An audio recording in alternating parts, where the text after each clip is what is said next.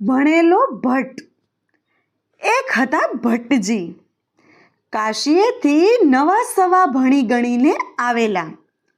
4 વેદ અને 6 શાસ્ત્ર ભણેલા ભટ્ટજી એક દિવસ એક નાના ગામડામાં કથા વાંચવા ગયા. ગામના માણસો તદ્દન કોરા ધાકોર, કોઈ ગતાગમ નહીં, ખેડકામ સિવાય કોઈ બાબતની જાણકારી નહીં.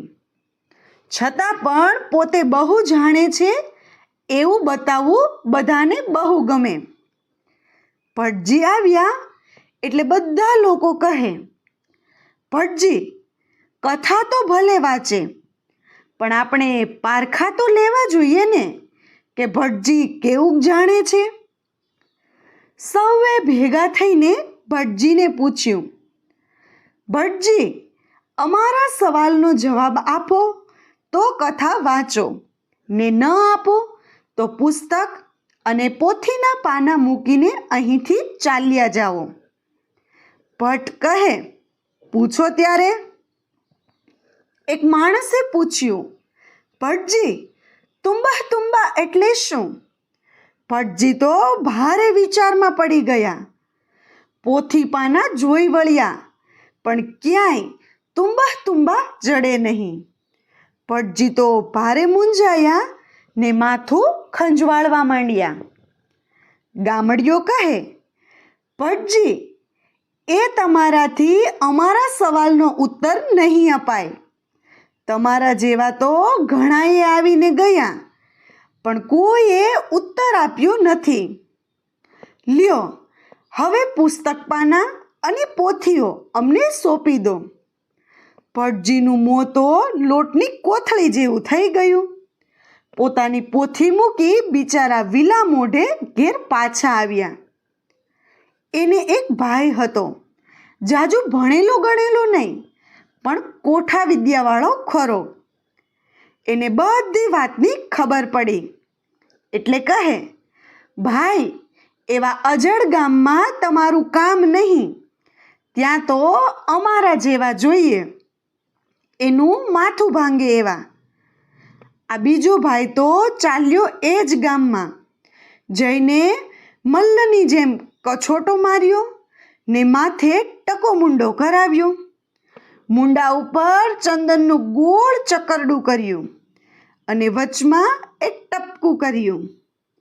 ગામના માણસો તો આ ભટ્ટજીને દેખીને રાજી રાજી થઈ ગયા. એકબીજાને કહે, વાહ આ ભટ્ટજી તો લાગે ખરા બીજા ભટ્ટજી જેવા. આવા હોય તો કંઈક 2 અક્ષર શાસ્ત્રના જાણવા તો મળે. પણ તોય બધા કહે, પારખા તો લેવા જ જોશે, એમને એમ કાંઈ કથા વાંચવા નહીં બેસાડાય. એક જણ કહે, ભટ્ટજી પધારો. એક ભટ્ટજી પુસ્તક પાના મૂકીને ગયા છે ને બીજા વળી તમે આવ્યા છો. તમારી તે હમણાં ખબર પડશે. ભટ્ટજી કહે, એ ભટ્ટ નોખા ને આ ભટ્ટ નોખા.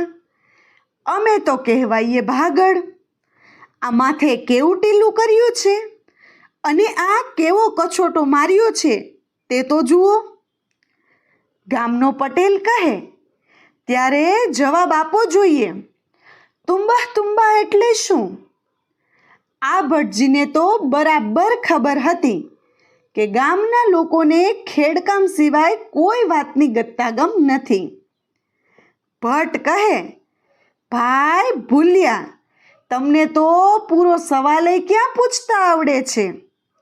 તો સાંભળો, પહેલાં તો હોય ખેડમ ખેડા, પછી હોય વાવમ વાવા, પછી ઉગે વેલમ વેલા, અને પછી આવે ફૂલમ ફૂલા, ને પછી થાય તુંબા તુંબા.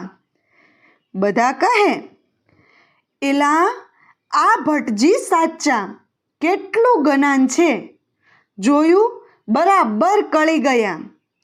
ઓલ્યા આગળ આવ્યા તા એ ભટ્ટને તો બોરના ડીટિયા જેટલું ન આવડે ને મોટે ઉપાડે કથા વાંચવા આવ્યા હતા.